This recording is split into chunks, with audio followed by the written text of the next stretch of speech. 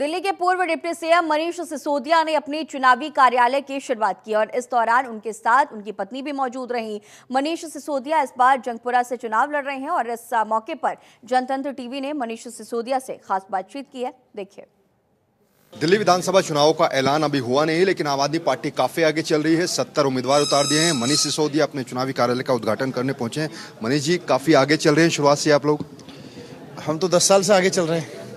Bharatiya Janata party ने 20 राज्यों में उसकी सरकार है। कभी किसी राज्यों में जहां उनकी 20-20 साल सरकार रह गई, 25-25 साल रह गई, कहीं भी ऐसा नहीं कर पाए कि 24 घंटे बिजली कर देते, अच्छे स्कूल देते, लोगों को बिजली के बिल फ्री कर देते, महंगाई से मिलने में राहत दिलवा, महंगाई से लड़ने में लोगों को राहत दिलवाते। कहीं नहीं कर पाए, तीर्थ यात्राएं करवा देते।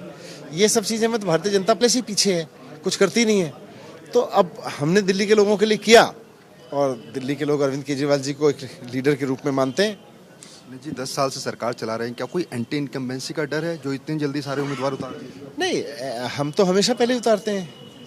ये तो भारतीय जनता पार्टी है जिसके पास ना कोई नेतृत्व है, ना कोई एजेंडा है, ना कोई दिल्ली के लोगों के लिए उम्मीद है।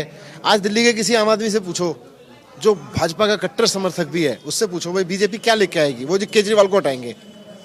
अब केजरीवाल को हटाना एजेंडा है या दिल्ली के लोगों की जिंदगी में कुछ बदलाव लाना, उनकी जिंदगी में कुछ पॉजिटिव चीजें लाना एजेंडा है। बीजेपी के पास कोई एजेंडा ही नहीं है लोगों के लिए।